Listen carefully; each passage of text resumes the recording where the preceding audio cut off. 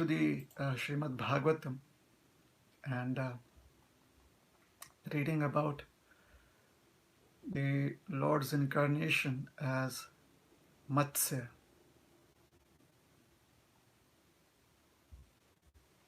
The Matsya incarnation, the Matsya avatar, is interestingly also called as the fish incarnation of the Lord. So this is where the Lord appeared as a huge fish to save the Vedas and to save the population that would be, or to save a community that would be populating the planet after the waters of devastation, Pralaya, had receded. And Srila Vyasadeva, he writes in the Srimad Bhagavatam about the glory of Lord Matsya. The Bhagavatam says, this is from the 8th canto, 24th chapter, verse number 52. Tvam sarvalokasya suhrit priyeshvaro yatma gurur jnanam abhishta siddhi tathapi loko na bhavantamandhadhir janati santam hridi baddha kamaha.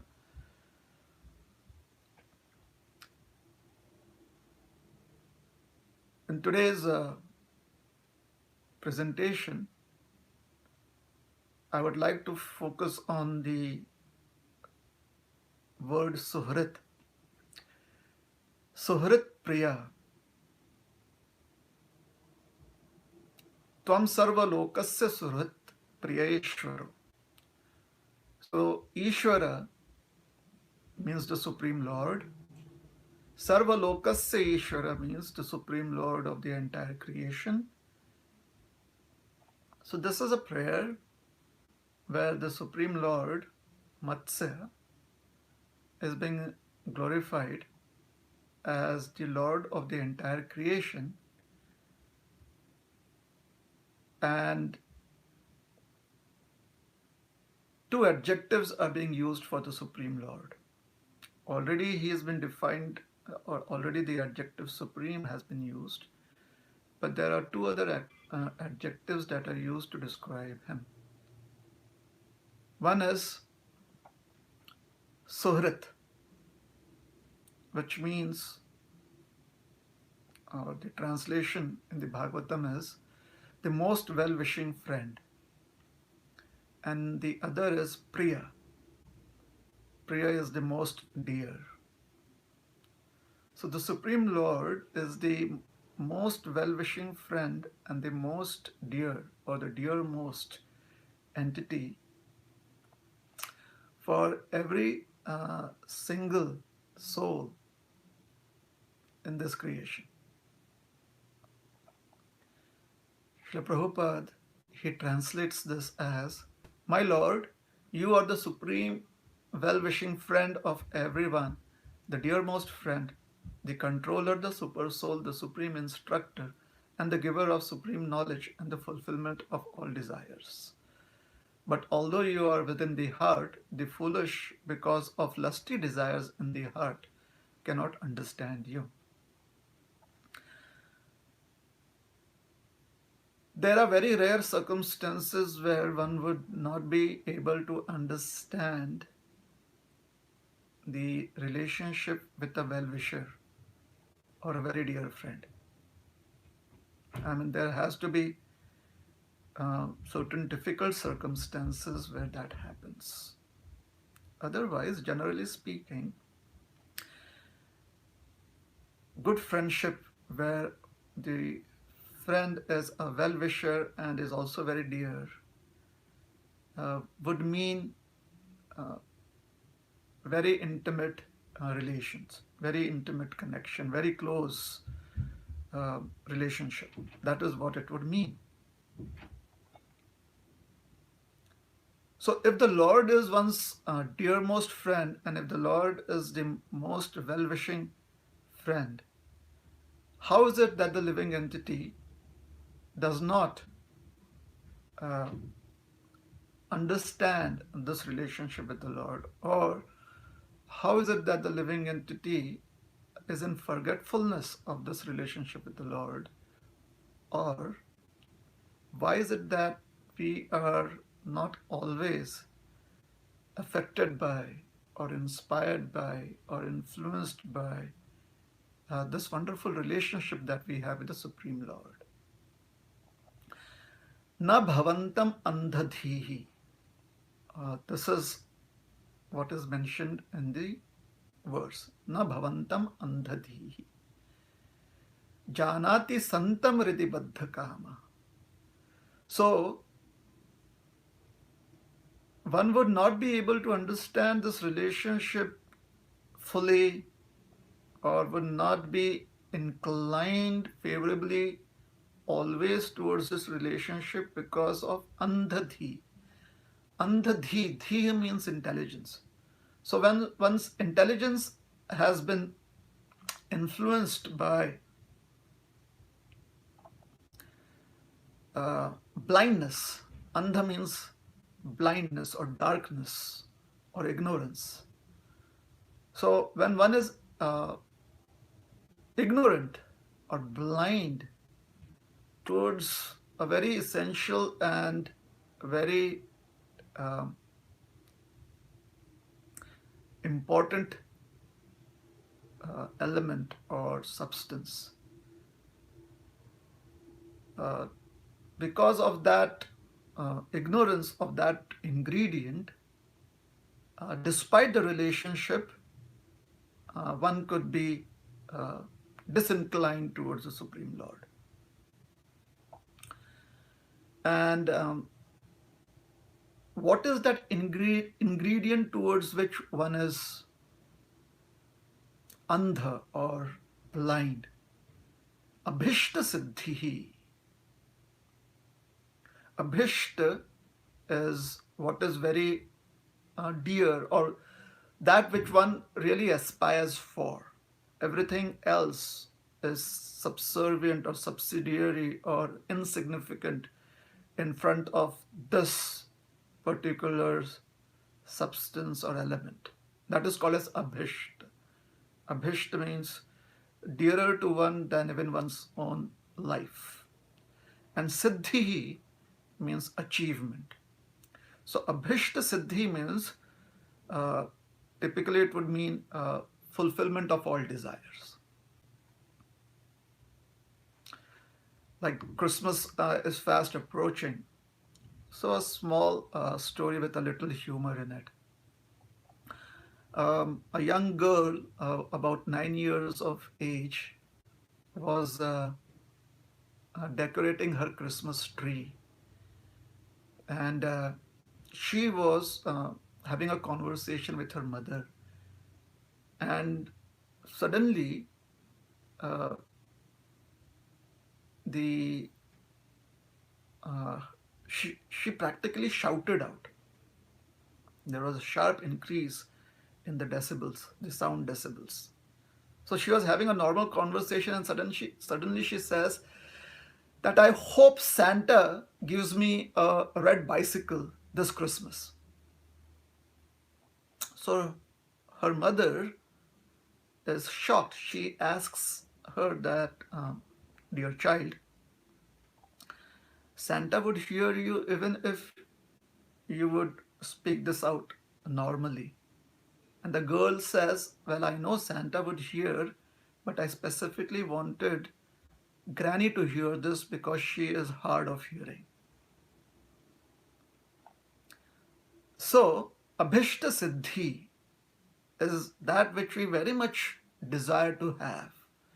And for the desire to be fulfilled, if the only way for us to have that desire fulfilled would be outside of ourselves, then we are going to seek help, we will reach out, we will shout out. When we become blind towards our abhishta siddhi, when we become blind towards that which is what we are hankering for, or we become ignorant of that, we kind of fall into this ignorant sleep, just as in sleep one becomes ignorant of one's existence.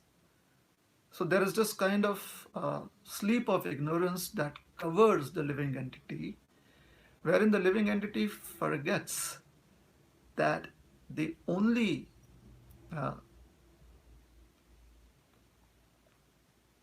desire that one could aspire for, or the only desire that is inherent, that is the uh, constitutionally inherent to the living entity, is to serve the Supreme Lord. And other than that desire to serve the Supreme Lord, nothing can satisfy the living entity at all. Now, service to the, since the Supreme Lord also uh, expands as his creation, he expands into so many living entities. So, therefore, service to the Supreme Lord also has its form as service towards other living entities. Devotees and those who are not as yet realized as devotees, uh, all. So, this laziness or lethargy or uh, disinclination towards service leads the living entity to uh, face dualities again and again and again, to face sorrows and absence of sorrows, which is sometimes called as happiness, situations of being sorrowful and situations where there is absence of sorrows.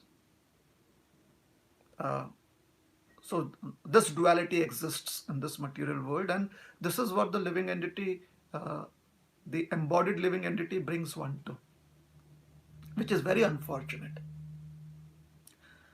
So by the grace of Krishna, uh, through the words of realized souls, through the words spoken by realized souls, through the scriptures spoken by the Supreme Lord Himself, or facilitated by the teachings of the realized souls, um, and through a process that has been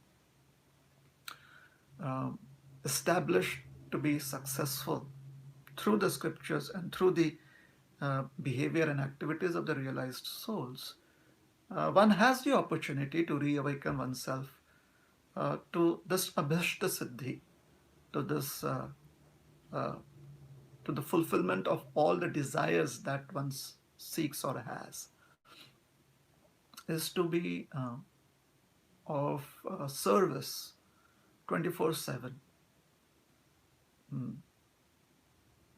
Jivera Swarupa Hai Krishnera Nityadas.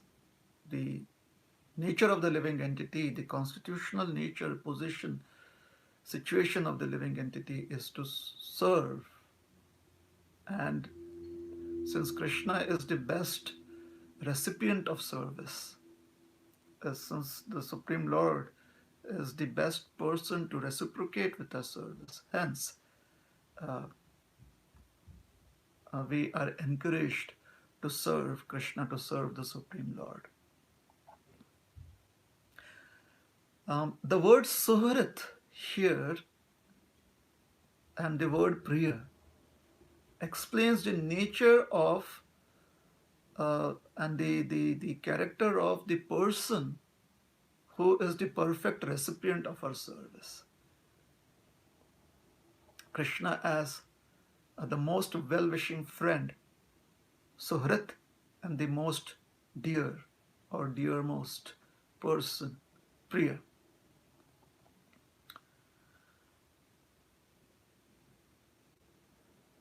There's a wonderful quote in this regards, which can also serve as an inspiration for many of us in dealings with uh, certain people around us.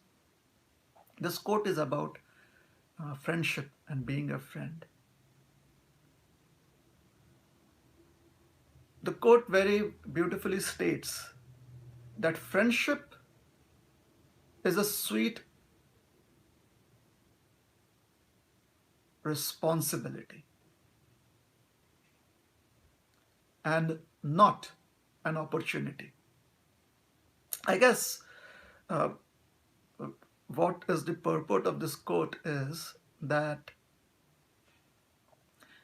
if one walks into this relationship as a friend, then one has to be aware of the wonderful opportunities that one would receive to reciprocate with a friend. However, if one walks into this relationship as an opportunist, one already has an agenda in mind, then one may miss out on so many opportunities to have wonderful reciprocations with a friend. So, to be able to perceive friendship as a wonderful, sweet responsibility and try not to be an opportunist and try not to uh, look at this relationship as a situation where one can have one's selfish agenda fulfilled would uh, help us feel healed in this material world, because everyone needs a friend. Krishna is the perfect murti, the perfect uh, representation of being a friend or who a friend is.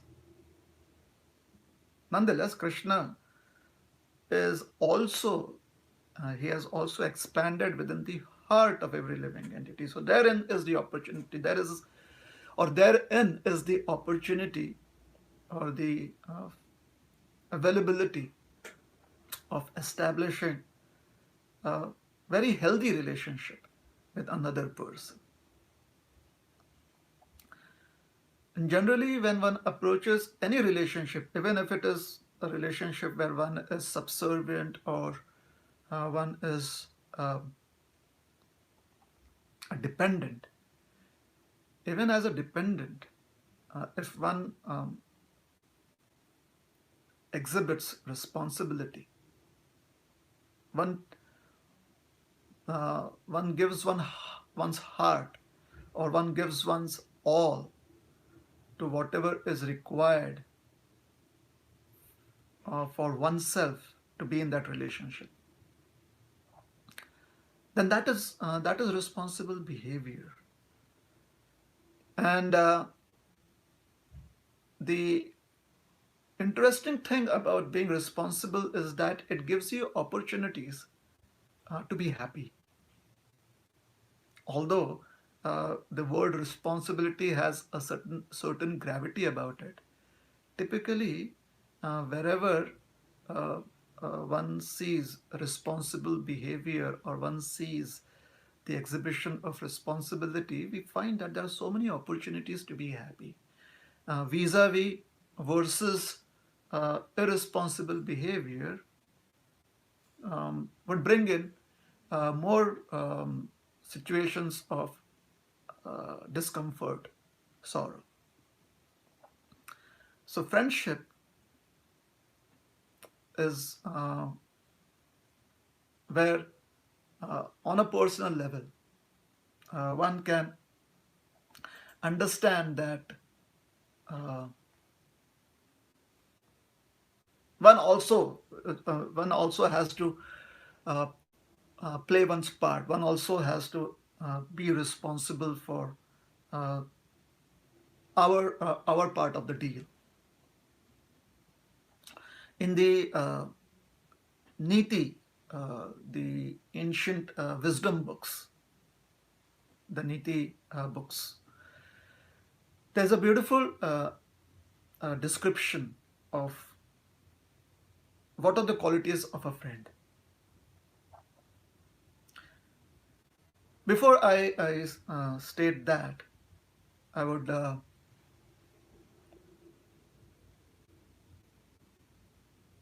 just want to tell you another short story about friendship. I'm sorry, my chair is a little rocking chair, so sometimes I just kind of give in to it. I'm so sorry. That isn't a Vyasasana here. Virtual classes can make you feel very comfortable, I guess. So I have my back erect again. So the story.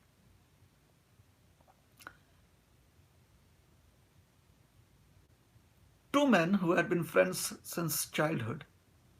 They grew up in a small village, a rural community, and all their lives they had just lived in that village.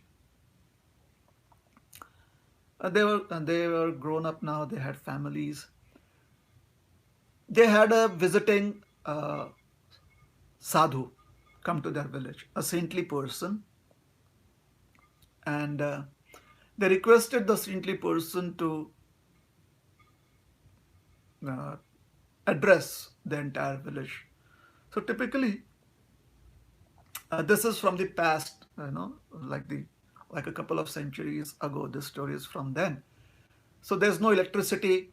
You have the sun during the day, and at night you have lamps to help you do your work, oil lamps. So people would be very busy during the day because they had to get everything done, whatever was needed to be done by sunset or before sunset, much before sunset. They couldn't let things stay over for any chores to stay over for the night just because it's too dark, and trying to work in the light of lamps is a tedious job, especially in villages. However, if there is an opportunity to hear stories, or there's an opportunity to hear some scriptural injunctions, then for hardworking villagers, generally the suitable time is during the evenings. So this was so in the case of our two friends. So everyone, the entire village had gathered for the wonderful katha, the wonderful stories to be narrated from the Puranas in the evening. And then evening turned into night, night into midnight. And typically, or not typically, but sometimes the narration is so engrossing that you lose your understanding of time. Well, in this case, the speaker was not aware of time. So the speaker went on speaking. By the time the speaker stopped, it was sunrise the next day. So an entire night of narrations. And one can try and imagine what an interesting night it must have been.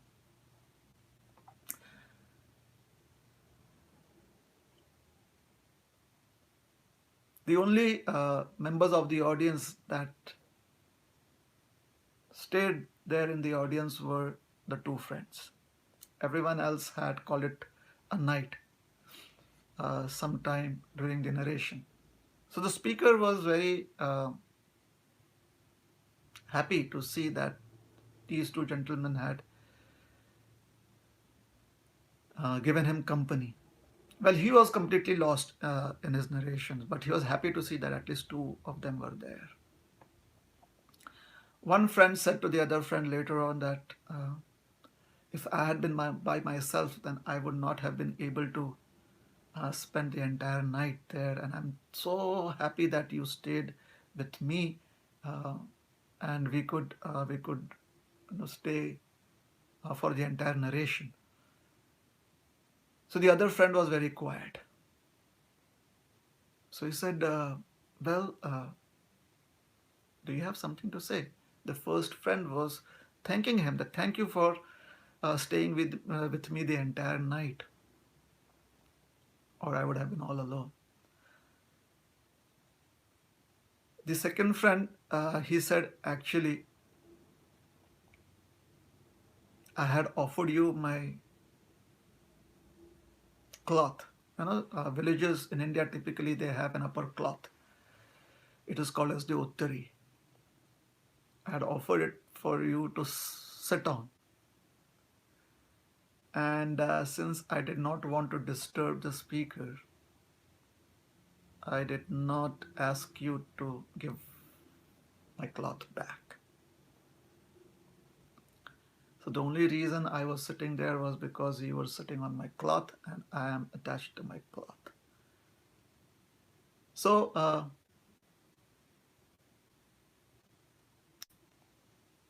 in this world, intent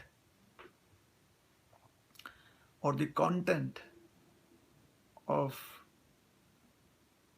one's actions, the intent and the content both of one's actions are actually perceived only by oneself and by the Lord in the heart. Others who are not aware, who may not be aware of this, or let us say everyone else except the Lord in the heart, everyone else, including the very demigods themselves, they may not have access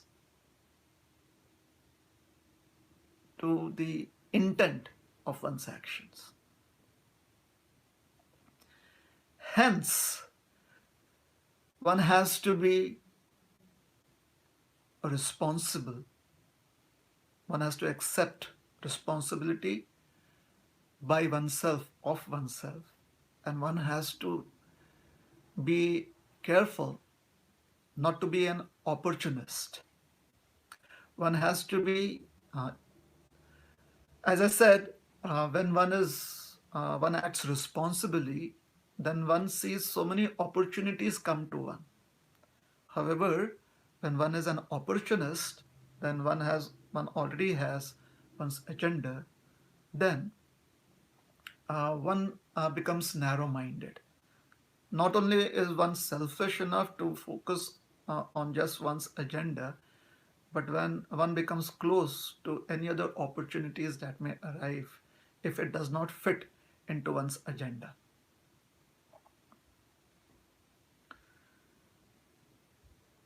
Krishna is the perfect friend, and therefore anyone whom we accept as a representation of Krishna is also the perfect friend. For example, the deity is the representation of Krishna, the perfect friend.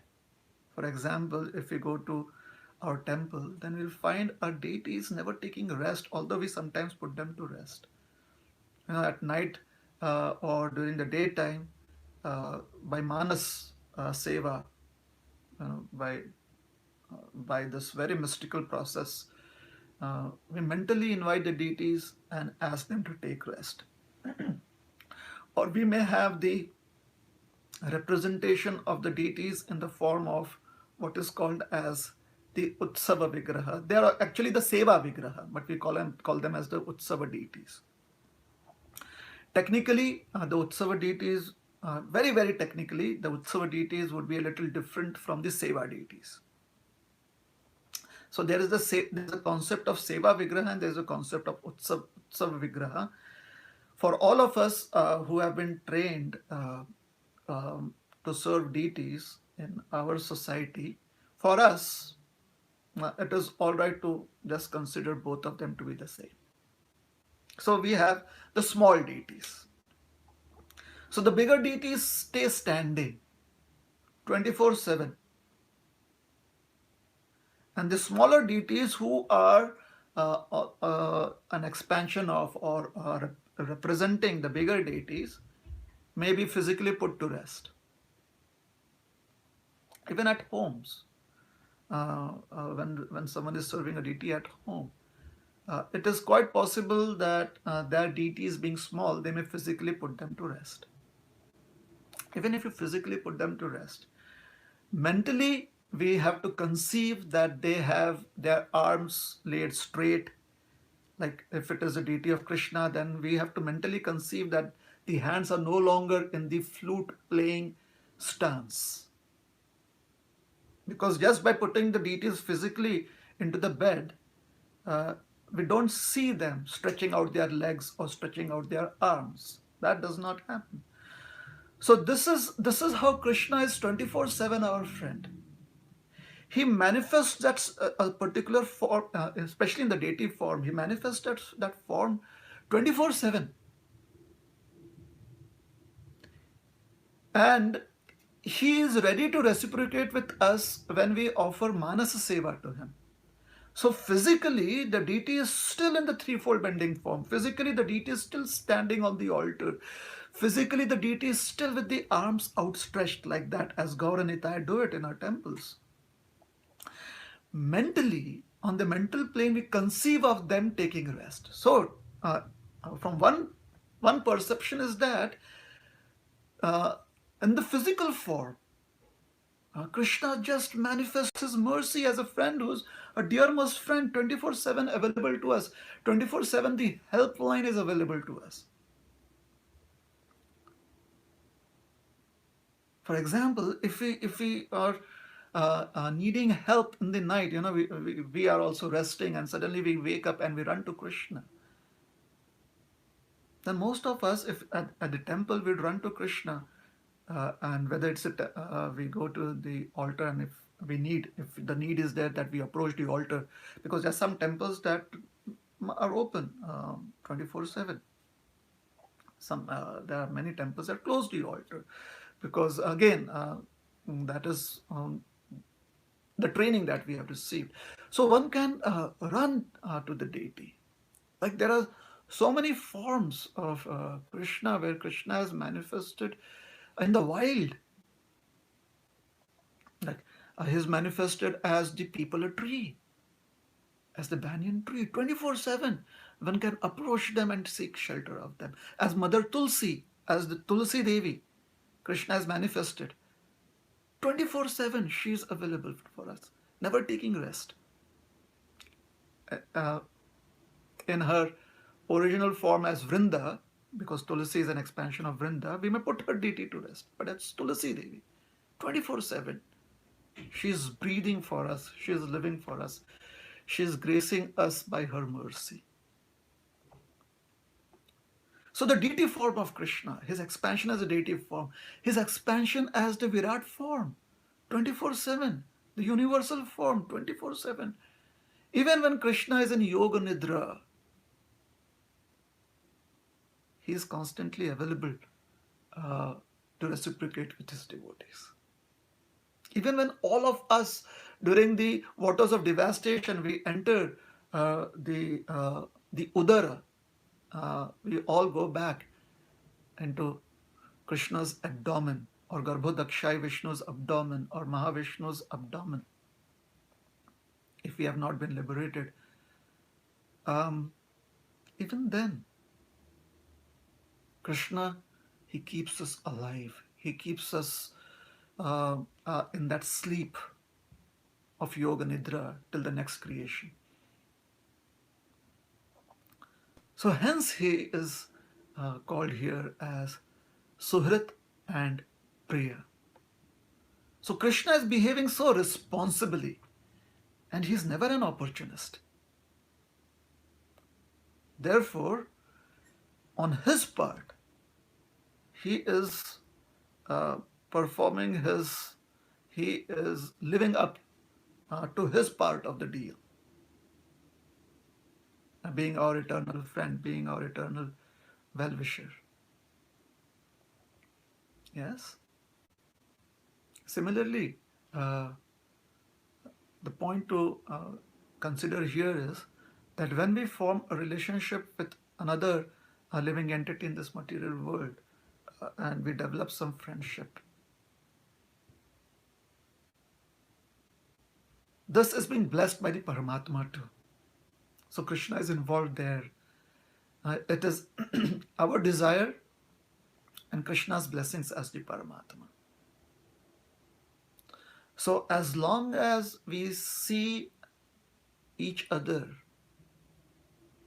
as friends who are essentially part and parcels of Krishna, and within whose hearts the Paramatma resides, we will be in knowledge. We will have achieved our abhisht, that which is the only desire and the greatest of all desires. So as members of a community, when we interact with each other, along with the relationships that the senses can understand, like the eyes understand, the ears understand, or the mind can conceive of. So along with the material connections that we see, it is very important to also constantly perceive the presence of the Paramatma within each other's heart, within our heart and within the heart of the other living entity. And when one comes to that state of consciousness, then materially we may be each other's, we may be meant to be food for each other, or we may be meant to be enemies of each other, like technically a deer and a tiger.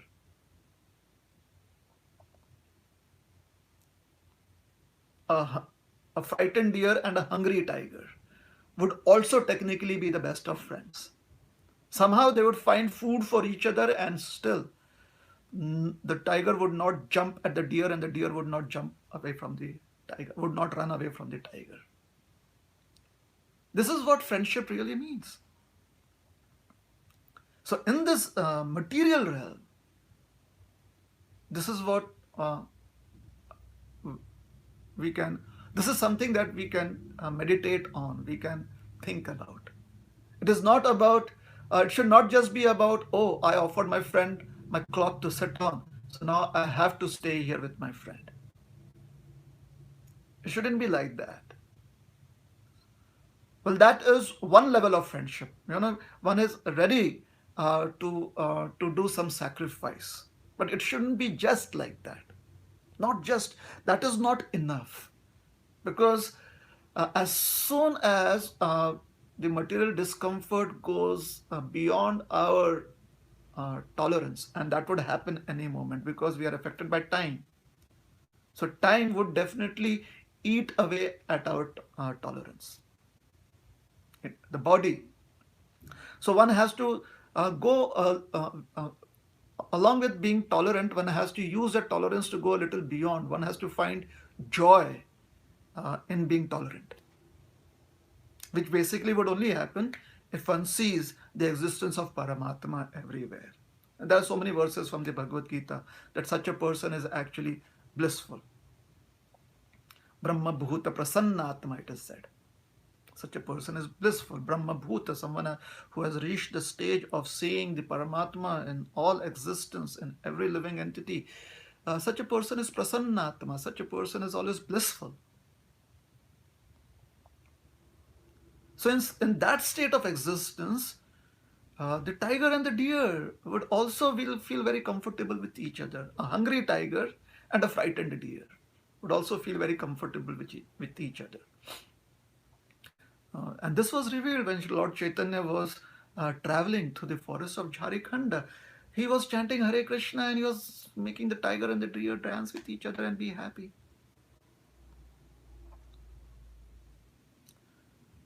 So, I have only 2 minutes and then we have Arti. I would like to continue this discussion next week too. I'm very sorry. I hadn't prepared for this to be a 2 session presentation, but I got carried away. I'm so very sorry. What we would be discussing is next time is some references from scriptures, and I will give you those references. If you want, you can meditate on it. These are common references. You can meditate on it or you can read about it, and we'll come together next week too. There are 2 friendships that I would like to focus on. 2 instances of friendship that is revealed. And they are kind of juxtaposed to each other. We can see the contrast between the 2 instances.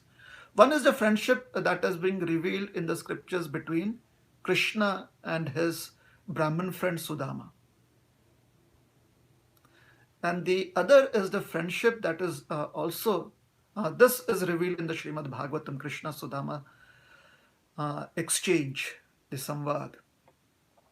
And the second one is from the Mahabharata, which is the friendship between Dronacharya and King Drupad.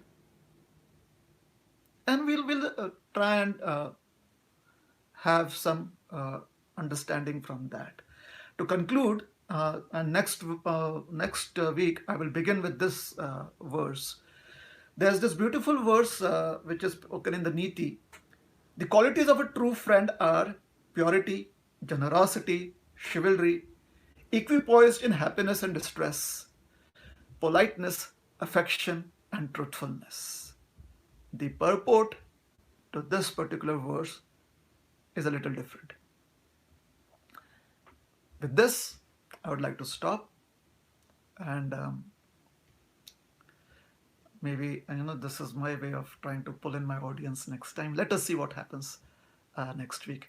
Thank you very much, and I'm very sorry I don't think I have time for questions and answers, but Ajay Sachinandan Prabhu should be able to help us here. So I'll stop here for this week and we'll continue next week. Friendship, a sweet responsibility versus opportunity. Thank you very much. Hare Krishna. Srila Prabhupada ki Jai.